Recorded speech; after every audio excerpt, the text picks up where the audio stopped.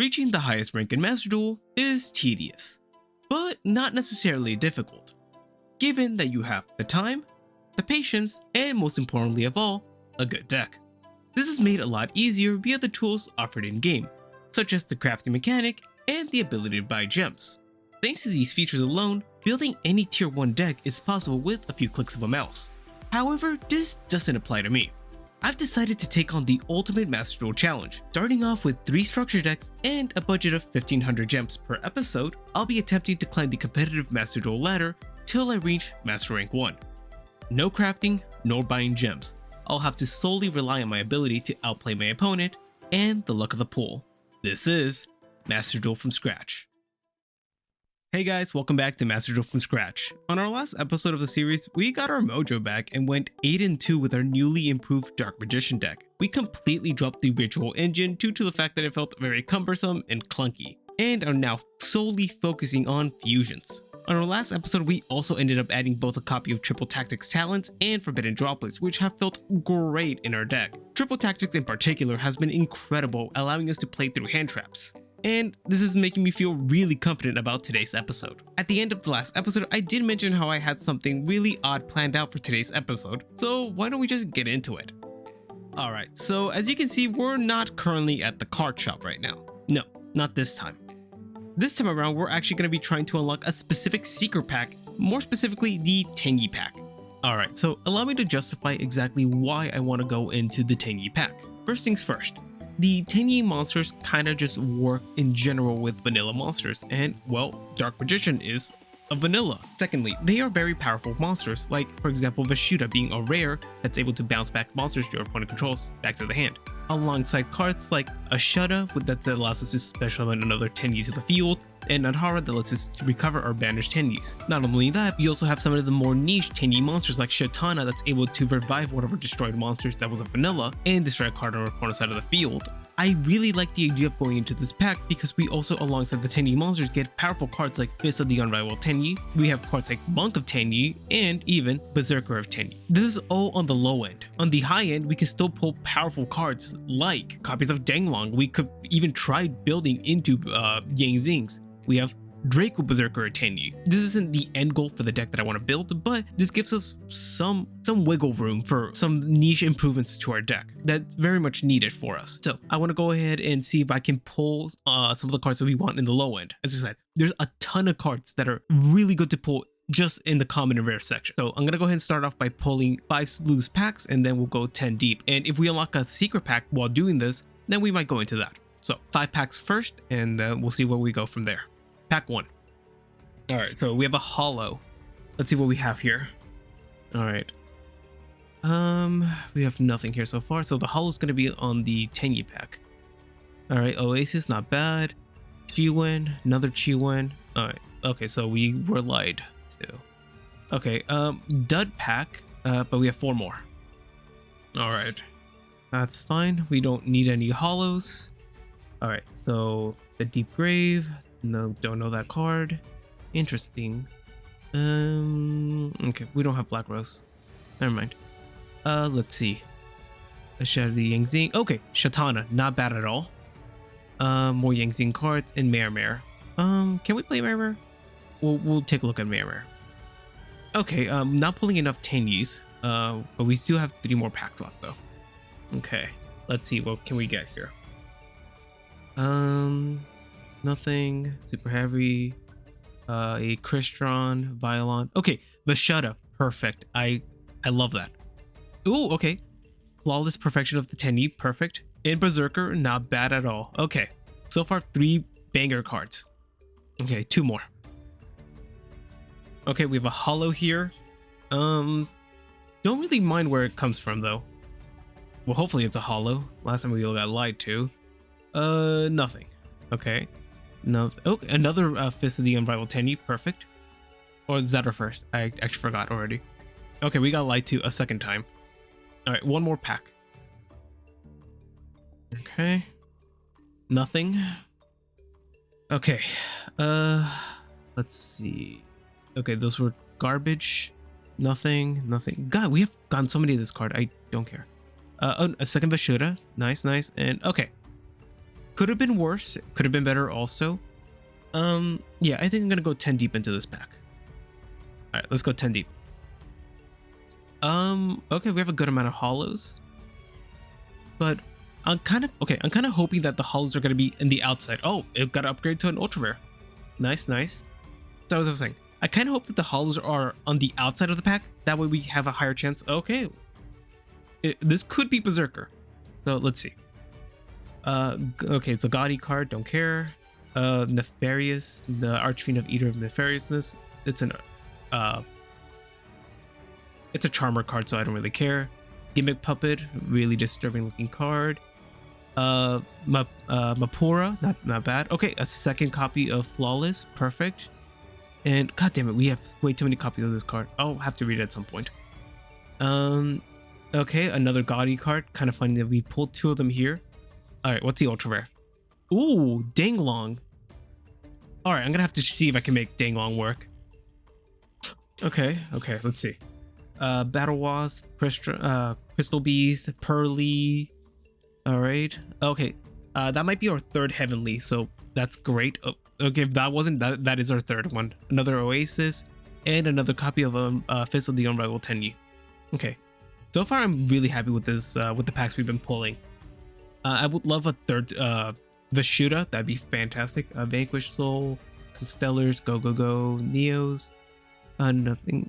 Oh, Boxia. Boxia's really good. Bixie and Suwani. Okay. We might. Okay. I'm gonna have to take a look at the. Oh, another upgrade. I'm looking for the low rarity stuff right now, so I'm not feeling too good about the hollow upgrade. Okay. Oh, it's here. Ghost Trick card. Another Time Lord. God damn it, too many of this guy.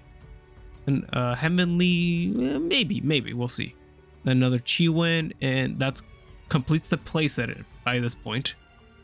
All right, I want more Tenyi monsters. You know what's funny? I've noticed that every single person that ever opens this pack always has a hard time pulling Monk. It's like the one they can't pull. Hexia, cannot use that. Oh, F-Zero. We don't have enough Xyz monsters. We can't make that. Another Berserker. We have another. Is this our first Beyond? Maybe. We have another Mapura. I want to get more variety of Tenyis though. Ultra rare. All right. So if we pull Berserker, that'd be really cool. Let's see. Constellar, Photon, Witchcrafter. Wait, what is this? So one dragon monster you control, its attack becomes double until the end of this turn. Then I should have stopped. It's a dragon card. We can't use it. Ooh, Waterfall. Maybe we'll probably play this. Another Mapura. Don't give me the other ones, please. Another Chiwen and another Suwani. Okay. I still want my 3rd Vishuda. Let's see. Timebreaker. That's a neat card. I don't know if we can effectively use it though. Yangtze Creation. Oh, Adhara. Nice. Yangtze Path. God damn. Offering of the Snake Deity. Cool. But not for spellcasters. Or worms. Okay, let's see. Supreme King. Branded in red.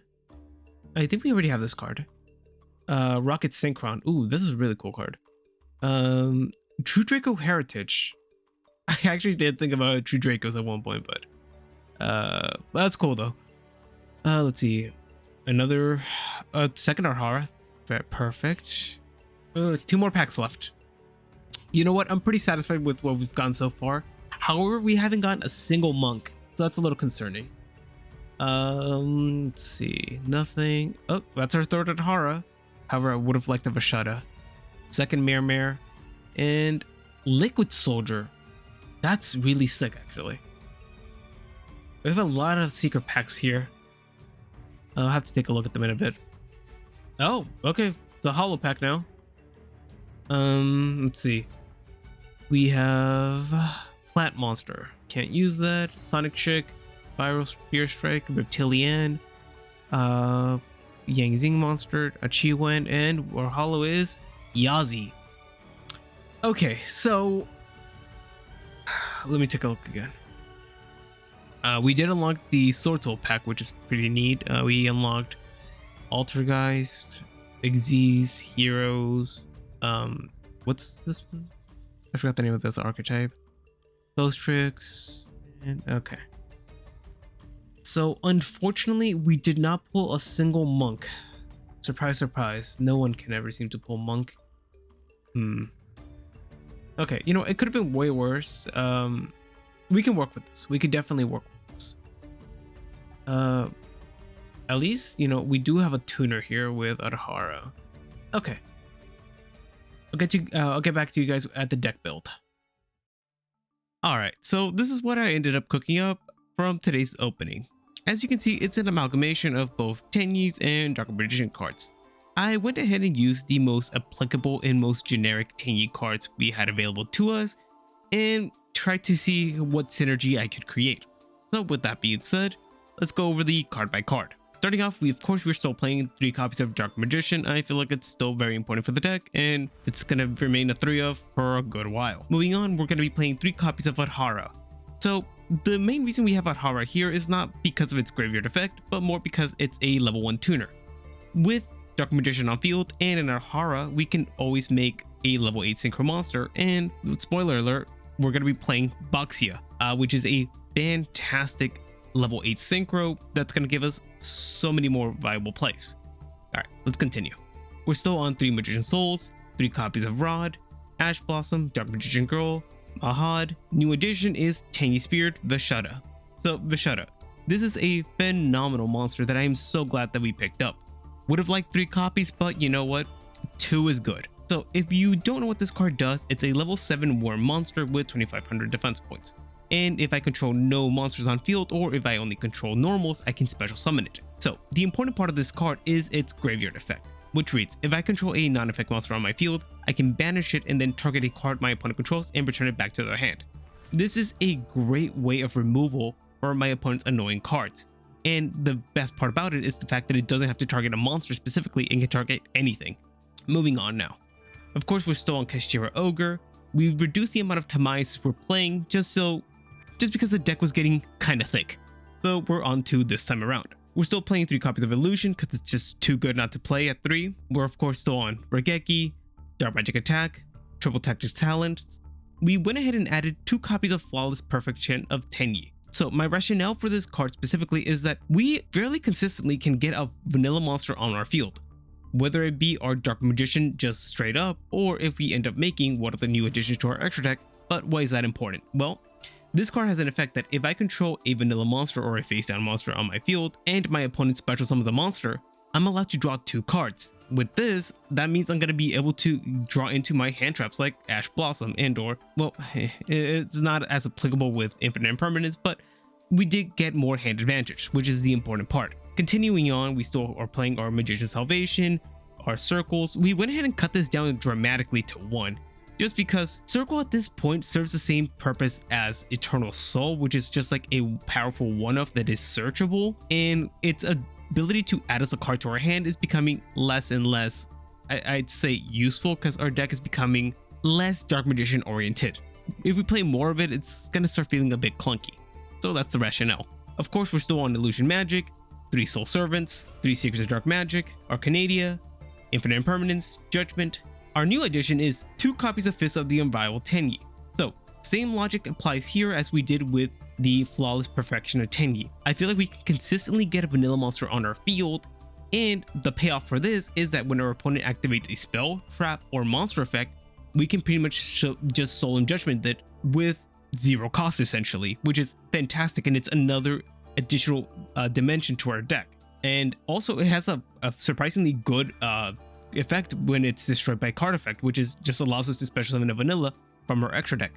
As of right now, we have 2 copies of Berserker of Tenyi for that very purpose, so not half bad. Finally, we're going to be playing 1 copy of Eternal Soul because it's searchable. Now for the extra deck. It's the standard fusion lineup that you all know and love by this point. Dark Magician Girl, the Dragon Knight, Dark Magician, the Dragon Knight, 3 Dark Magicians, and 1 copy of Master of Chaos. I went ahead and cut the Quintet Magician because I'm not playing Magicalized Fusion. Quintet has just not come up in all the duels I've had so far, so I feel like at this point reserving a spot in the extra deck is just not worth it. Now for the synchro lineup. As you can see, our synchro lineup is looking a bit different than last time around. So we have 3 new synchro monsters in our extra deck. First up, we have Danglong, first of the Yang Zing. The unfortunate part about Danglong is that we're not going to be able to maximize the utility it offers us because we're not playing a copy of, like, for example, man, I am blanking on the Tenyi. I'm not Tenyi. I'm sorry. The Yang Zing trap card, the Omni Negate, which would be the typical target to search off Danglong. And we're not playing any Yang Zings in the main deck either, because I felt like that would be a bit too clunky for us specifically. We're already playing Dark Magician, so I'm not trying to bring on more cards. Anyway, the main purpose for Danglong here specifically is that if at any point we get a level 4 monster on our field and we get, like, for example, Adhara to make a level 5 play, or we just got to get rid of them, we can just make Danglong and then send a copy of, like, Vashada or Adhara to the graveyard, and it just sets up plays for future turns. So that's why it's there. There's more utility in Danglong than there is in Quintet Magician, for example. Next up, we have a copy of Yazi, Evil of the Yang Zing. This card is amazing. Just the fact that it has the ability to get rid of a card on the field and it's able to replace itself, it's just really good. After that, we have Baxia, the apple of my eye at this moment. Most of our deck is level 7, and if we could get the Adhara, to the field with it, we can make Baxia. Baxia is able to get rid of cards by just shuffling back into the deck, and that's insane. It's a phenomenal turn 2 card, and even in turn 1, we could do some wacky plays, but we're probably not going to entertain those. Nevertheless, I am so happy to see Baxia here because just the thought of being able to go, like, summon Vashada, normal Adhara, make Baxia, shuffle something back into the deck, go ahead and activate the effect of Vashada in the graveyard to then target something back to bounce back. It's so good. So that's why it's here. Now for the Link monsters. We're still on Imduk. It's been phenomenal so far. I love actually having this card in the extra deck. We still have Heradic Seal just because we made it last time and I really liked summoning it. So we'll keep it for now. Land for Link is here because, well, if we have access to a vanilla monster, and if worst comes to worst, we can just make this to have cards like Flawless Perfection and Fist of the Unrivaled Tenyi live. So that's why it's here. Cross Sheep, of course, and 2 copies of Berserker of Tenyi, and we already discussed those. Overall, given what we have so far with the pulls from today's episode, I feel fairly confident in this deck build. As you can see, I didn't add a copy of Forbidden Droplets. I just didn't know how well we could utilize it, and plus the deck was feeling already a little clunky with the amount of 1-ups we're playing, so I opted to take Forbidden Droplets out until we have more aggro potential in this deck. And additionally, it sucks that we didn't pull any monks. That would have been great and would have been a significant help for this deck, but again, I'm pretty satisfied with what we have so far. But with that being said, let's get into the duels. We're beginning today at gold rank 5. Let's see if we can get any closer to platinum by today's episode. Duel 1 begins with me facing off against Blue Eyes, and to be frank, there isn't all that much to report for this duel. I did end up winning with minimal difficulty, despite the fact that our opening hand looked kinda mid. As I said, we did end up leaving this duel victorious, which did rank us up to gold rank 4, which was pretty cool. Anyway, here's my opponent's deck, and as you can see, this is just your run-of-the-mill Blue Eyes pile deck. Alright, not much else to see here, let's move on. Duel 2 was somehow less eventful than Duel 1. My opponent went first, passed on nothing, and it was my turn. I was able to OTK them quite easily, and I did get to use my new Tenyi cards, which was pretty nice. After taking a quick look at my opponent's deck, I realized that they were piloting self-TK. So honestly, the result of this duel would have been the same regardless of what I ended up doing. Alright, well, on to the next duel. Duel 3 begins with me going first, and yeah, you know, maybe opening Monk in our packs might have ended up being way rougher than I originally expected. Lucky for me, at least, my opponent was piloting a pile deck that didn't really put up much of a fight, to the point that they ended up just scooping up the match. Looking at their deck profile now, I can kinda see what they were going for, some sort of weird take on Winged Dragon of Raw Turbo, I guess, or something? Oh, well, whatever. A victory's a victory, I suppose. We're now at Duel 4 and we begin the turn by summoning Rod, and what do you know? We get hit by Imperm. I'm really getting sick of this card at this point. It's like a damn homing missile for Rod specifically. This is getting kinda old now. Anyway, I'm not going to be able to do much this turn, so I end up passing. On my opponent's turn, however, they begin their turn by special summoning a copy of Magna Hut. Great. First Imperm and now Bestials. This duel is off to a great start. My opponent proceeds their turn to perform a couple summons and manage to bring out a couple of big Xyz dragon monsters. From this point forward of the duel, it just got ridiculous. It got to the point where my opponent refused to read any of my cards and where I was incapable of outing large dragons. Needless to say, this went on for a few turns till finally my opponent amasses a board that was too much for me to deal with, to the point that they wiped out all my life points. Well, this duel was rough, to say the least. Also, the deck my opponent was piloting didn't look like something I should have struggled this much to beat. But seeing the results of this duel, this made me realize that this deck might be a bit flawed. Man, really wishing I pulled that monk now. Duel 5 was a rough one. During this duel, I faced off against Life Twin Sprite, and I'm sure you can assume how well that went. My opponent went first, and by the end of their turn, they passed on a board of 5 monsters and 3 back row. A board far too great for my deck to handle, even with its best possible hand. During my turn, I struggled to do much of anything besides summoning the Dark Magicians and destroying their Sprite Elf. This didn't even accomplish all that much, since on my opponent's turn, they were able to out it fairly quickly and quite easily with the summon of Unicorn. And that pretty much sealed the deal from there. Oof. Back-to-back losses does not feel great. I need to make some serious changes to this deck. We're now at the halfway point with Duel 6, and I wish I could say anything good about this duel. During this matchup, I found myself facing off against Trap Tricks. And if you know anything about this deck, you know just how damn oppressive it is to face this deck when they go first. My opponent ended their turn with 4 set trap cards, a Rafflesia, and a Sarah on board. A pretty formidable board, if I do say so myself, especially for my deck. On my turn, my one saving grace is the fact that I did open a copy of Dark Magic Attack and a copy of Magician Souls. So I do everything in my power to try and resolve the summon of Dark Magician to see if I can't get rid of both of their back row. I still do need to navigate this turn very carefully, since I know one of the set cards my opponent has is a Gravedigger's Trap Hole, which can negate the effect of Souls, so I need to bait it out as soon as possible. After struggling through my turn, I do manage to summon Dark Magician and destroy the rest of their trap cards with my Dark Magic Attack. By the end of my turn, all I really accomplished is summoning Dark Magician and dealing a little bit of damage. That Rafflesia and Sarah combo is really doing a number on me. I end up passing my turn, and somehow my opponent establishes an even more formidable board. At this point of the duel, I knew it was pretty much over. All I could really do now is flail about and hope my opponent makes a misplay. Maybe they disconnect, or hell, maybe they time themselves out.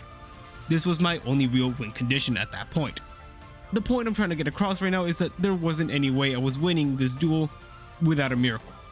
And exactly as I expected, my opponent on their third turn assembled a massive board that made quick work of me. Oh man, 3 duel loss streak? This is starting to feel eerily similar to episode 4. We need to make an effort to at least go 500 this episode. Duel 7 was a weird one. I went first and opened a pretty mediocre hand that didn't accomplish all that much. I had to settle with setting a copy of Shatana and activating my 10-year field spell, hoping that would maybe be enough to keep me alive. On my opponent's turn, they begin with the normal summon of Deep Sea Diva, and thanks to the effect of my field spell, I am then allowed to draw 2 cards when my opponent special summons. My opponent then continues to perform their plays, and I need to wait for the most opportune moment to interrupt them. They synchro summon into Deep Sea Prima Donna, and I decide that this might be my most opportune moment to use my Canadia on it. And this proved to be right, and debilitated my opponent to the point that they had to end their turn. On my turn, even though I drew 2 cards, I still struggled to get much of anything going. Not only that, but as soon as I try to make anything happen, my opponent hits me immediately with a max C. So now I have to tread carefully and make the most of my turn with the least and minimal amount of plays. at least enough to out the prima donna. I'm in no real danger I feel, so I pass my turn after outing the prima donna with my Timaeus.